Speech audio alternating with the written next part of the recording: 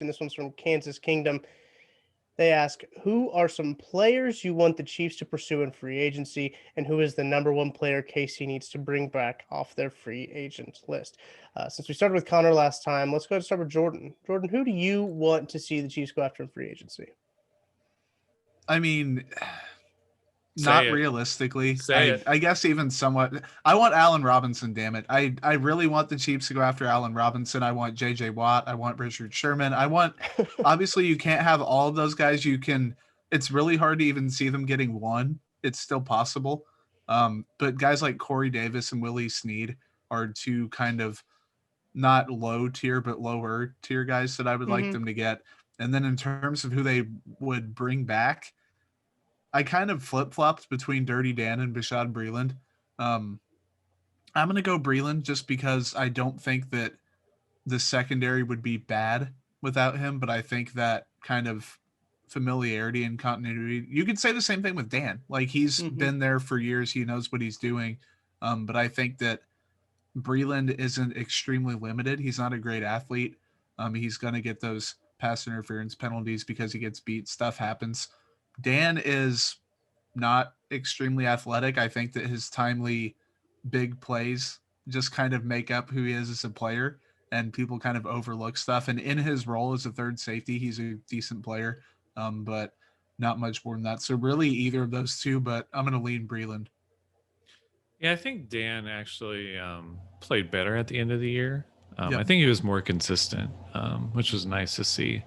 I wouldn't mind him coming back. I would like them to go younger at safety if they at the third safety spot, if they have a guy and maybe the draft or in free agency in mind. Because Dan is 31 years old, so people don't realize this, but he's actually old now. Yeah. Yeah. So Hashtag actually old. yeah, for an NFL player, but Mm-hmm. Sure. Uh, in Breland, I think the Chiefs have to make a decision on if they want to keep Breland or Travarius Ward. They can make sure Travarius Ward stays by tendering him with the second round tender, which is worth 3.4 million. Um, and they would only be tied to him a year. They could move around some contracts, maybe invest in cornerback next year. Breland, I don't know what his offer, what his asking price will Mm-hmm. be. He said he's wanted multi-year deals the past few years, but he hasn't gotten them yet. Maybe he'll get one this offseason, but it's hard to say with the cap going down. So I don't know. It's up to him, really. And I think the Chiefs will have to choose between Ward and Breland. For me, it's weird because I didn't think I would think this halfway through the year, but I think I'm going to go Austin Ryder. For the sole fact the Chiefs have to, if let's say Fisher and Schwartz are not coming back, the Chiefs might have to replace 3 spots on their offensive line, maybe 4. I don't know their internal scouting on their tackles like Niang and also their guards like Mm-hmm. Allegretti will really lead them down the path of who they think needs to be replaced and what spots they need. If they don't want Allegretti or Niang and they think they need to upgrade, then that means they have 4 spots on the offensive line to upgrade. And if they can keep Austin Ryder, who was really good in pass blocking, not great in run blocking, but I think he'd be better if he had better guards around him, because last year it Mm-hmm. kind of was a black hole at guard after LDT opted out and Asamele got injured. Mm-hmm. So I think bringing him back for maybe like 3-4 mil a year for on a 2-year deal is a nice bridge for the Chiefs to focus on tackle in free agency in the draft. So I would like to see Ryder back as long as his price stays decently low. Yeah, I don't necessarily hate that take. I think that there are a lot of people out there that will hear you say, "Oh, bring Austin Ryder back. That's a terrible idea." And that's like people who like don't really think that much into it, right? They're like, "Okay, well, they don't look at the numbers from like the year before when he did have good guards with him, or they don't look at last year when he didn't have very good guards, right?" Yeah. And I think that that's one position that they could address too by re-signing Osimile. I think that re-signing Osimile could help, and I know we have the concerns of with his age and with his injuries that he has, what could possibly be it. But he was playing good before he got injured, and it could be something too where they bring him in as kind of another 1 year contract deal to let an interior guy develop. Like, Yeah. we've talked about David Moore, we've talked about, Wyatt Davis, we've talked about several interior guys, Quinn Miners, that could come in and provide depth, but not necessarily start right away. Yeah, and there's also one of the free agent guys that I was thinking about for the Chiefs is Corey Linsley, the Mhm. Packers center, who was the best center in football last year.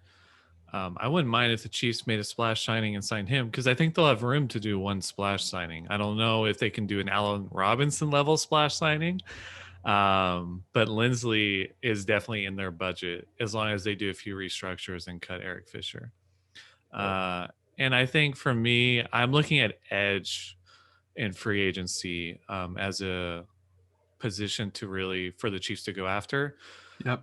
I saw a recent point made, and it was attached to an article too, I think from one of the PFF guys, where they looked at the history of edge rushers and where the productive edge rushers came from. And it was a lot of first round guys. So if the Chiefs are not prepared to actually take an edge in the first round, they're like, we need one of the tackles from this class. They might have to address the edge need in free agency. And I saw Nate Taylor even reported that they're going to be looking at veteran edge guys in free agency. So like two of the ones I really love that are splash guys are Romeo Aquara from the Lions and Trey Hendrickson from the Saints. Yep. I think their asking prices will be in the Chiefs wheelhouse, something like a 12, 11 mil a year type deal, and they could fit it in with a lower year one cap hit. So I'd really like one of those. I think that would be a pretty slam dunk hire because they are signing because both fit really what the Chiefs want at edge. I mean, it'd be a good hire too if they It would be. I mean, wanted someone we're to beef up technically the group. hiring them. I Yeah, they're mean, hired. Yeah, it's a job. So it is.